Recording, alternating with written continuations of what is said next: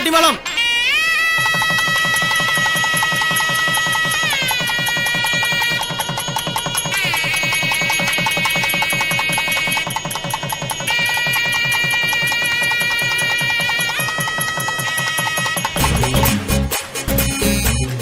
அப்பா இதாண்டா chance.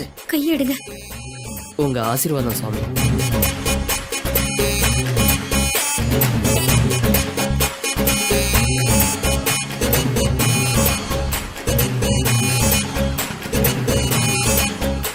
Hello, நான் பார்த்துறேன்.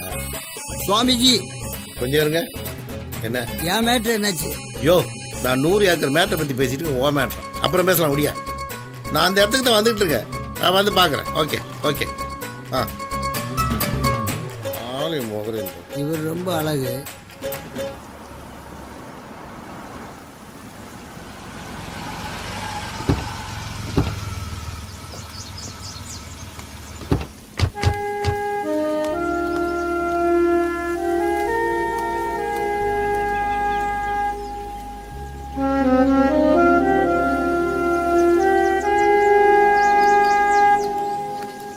கல்யாணத்துக்கு போனது ஒரு வகையில் நல்லதாக போச்சு. ஜி, கல்யாண பொண்ணு என்ன அழகா இருந்தா தெரியுமா? முதல்ல வாயத்தோடையா கூப்பிட்டப்ப வரமாட்டேன்னு இப்போ என்ன அளவு அழுகுங்கிற? நீங்க மனசு வச்சா அந்த பொண்ணுக்கு என் கூட தான் முதலிரவு. நீங்க கேட்ட அந்த 100 ஏக்கர் இடத்துக்கு பத்திரத்துல கையெழுத்த போட்டுறேன். ஆனா நாளைக்கு அந்த பொண்ணு என் கூட இருக்கணும். அவ்வளவுதானே? அந்த பொண்ணு நாளைக்கு உங்க கூட இருக்கும். யாரா நீங்க? சுமதி, சுமதி, டேய் ஏத்ராவல. வேண்டாம் ப்ளீஸ், அவரை விட்டுருங்க. சுமதி போயிடாத. அங்கே ஓடின்னு சொல்றல. ப்ளீஸ் வேண்டாம் சுமதி, விட்டுருங்க. எதுக்கு போயிடாத. விட்டுருங்க. உன்னை கெஞ்சி கேட்டுக்கறேன்.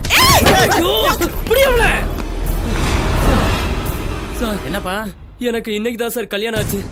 நானும் என் மனைவியும் வீட்டுல இருக்கும்போது 2 ரவுடிங்க கத்தியோட வந்து எங்களை மிரட்டுறாங்க சார்.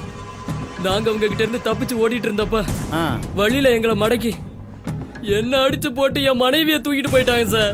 அப்புறம் நீங்க தான் சார் என் மனைவியை எப்படியாவது உடனே காப்பாத்தணும் சார். முதல்ல அமைதியா உட்காருப்பா. சரி, இதுக்கு முன்னாடி அந்த ரவுடி பசங்களை பாத்திருக்கியா? இல்ல சார். முதல்ல ஹாஸ்பிட்டலுக்கு போய் ட்ரீட்மெண்ட் எடுத்துக்கிட்டு ஒரு கம்ப்ளைண்ட் எழுதிவிடு. சரிங்க சார். கான்ஸ்டபிள் ஐயா, ஒரு ஹாஸ்பிட்டலுக்கு அழைச்சிட்டு போங்க. அங்க வச்சு இவர்கிட்ட ஒரு கம்ப்ளைண்ட் எழுதி வாங்கிக்கோங்க. சரிங்க. சரி, பார்த்து கூப்பிட்டு போங்க. சீக்கிரம் போங்க. வணக்கம் சாமியார். சொல்லு மப்பு மகாதேவா. சாமியார்னா ஒரிஜினல் சாமியார் நீதாயா? சொன்ன மாதிரியே பொண்ணை கரெக்டா ஏற்பாடு பண்ணிட்டேன். உன்னை நம்பினதுக்கு சொர்க்கத்தை பார்த்துட்டேன். இந்த சாமியாரை நம்பின அதான் சொர்க்கத்தையே பார்த்தேன். அதான் இந்த சிரிப்பானந்தாவோட மகிமையே.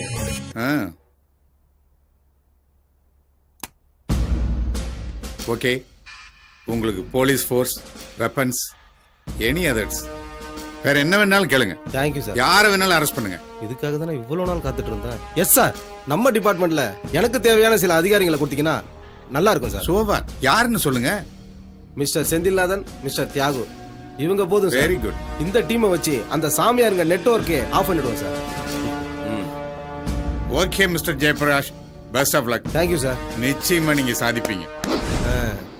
நீங்க அத்தனை பேரும் ஒரு விஷயத்த நல்லா தெரிஞ்சுக்கணும்.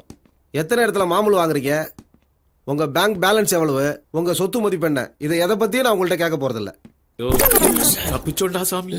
சோ நான் சார்ஜ் எடுத்திருக்கிறேன். இந்த நிமிஷத்துல இருந்து வர 1ஆம் தேதி பணம்னு நீங்க கை நீட்டி வாங்குறது அரசாங்கம் உங்களுக்கு கொடுக்குற சம்பள பணமா தான் இருக்கணும். அதை மீறி யாராவது லஞ்சம் ஊழல்னு ஏதாவது உங்களை பத்தி கேள்விப்பட்ட பிரிச்சு மேய்ஞ்சிருவேன். என்னைய நம்ம மடியிலே கை வச்சுட்டாரு. இதுக்கா சார் ஒரு தேடி கண்டுபிடிச்சு கூட்டு வந்தா வந்த உடனே நமக்கு வைக்கிற ஆப்பு. சத்தமா பேசாதயா. அவர் காதுல விழுந்துச்சு, நம்மள தண்ணியெல்லாம் காட்டுக்கு மாத்திடுவாரியா. இப்ப நீங்க போட சத்தம் தான் ஒரு என்னையா சத்தம்? Yes sir, yes sir.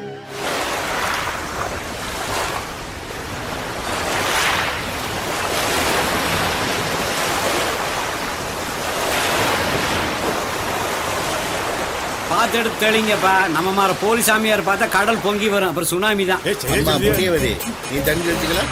நான் தண்ணி அடிக்கிறதோட சரி, தெளிச்சுக்கிறதெல்லாம் இல்ல. வாய மட்டும் வாங்க. வாங்க. வாங்க வாங்க. ச்சே, இப்படி வந்து மாட்டிக்கிட்டவன் போலீஸார் நம்மளை தேடிட்டு இருக்கு. மாட்டிப்போமோ? தெரியலையே. தாதாஜி வந்தா என்ன சொல்லுவான்னு தெரியலையே. என்ன சொல்லுவான்? வந்தா சுடுவான்.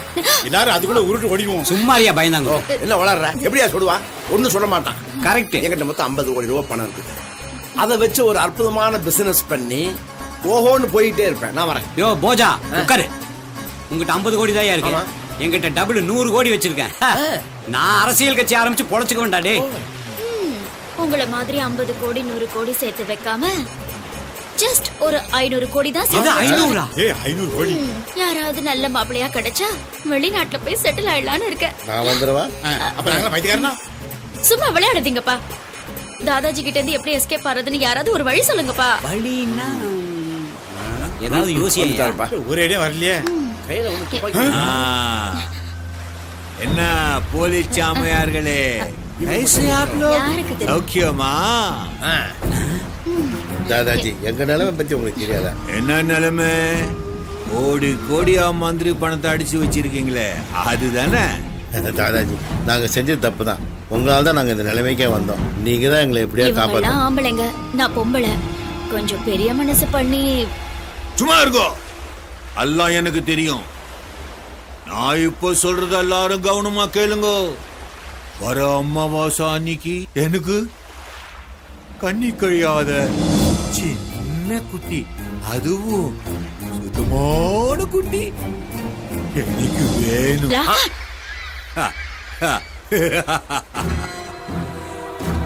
உங்களை யாரு தேட சொன்னது? நீங்கெல்லாம் தங்குனீங்களே அந்த ஆசிரமத்துல, நான் சொன்னேன் அந்த சின்ன குட்டி துர்கா அங்கதான் இருக்கா. அவளை எப்படியாவது என் காளிக்கு நான் பலி கொடுக்கணும். அதுக்கு பாம்பேல இருந்து என் சிஷ்யம் வருவான்.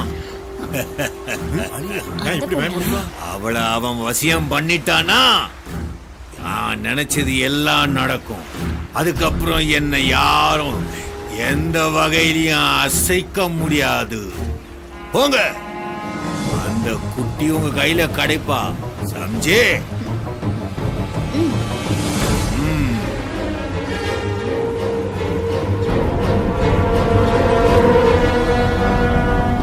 चलो चलो.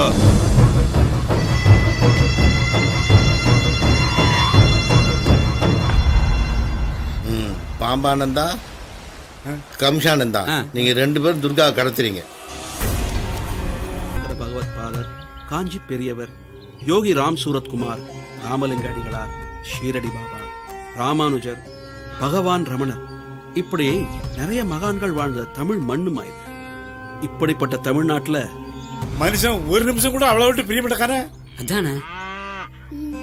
இன்னைக்கு சாமி பேரை சொல்லி பல போலி சாமியார்கள் உருவாகி ஊரை ஏமாத்துறாங்க. இதுக்கு ஒரு முடிவு இருக்கு. அம்பாள் இருக்கா, அத்தனை பேரையும் அழிச்சிருவா. ஏன் சாமி ஆசிரமத்துல அந்த துர்கா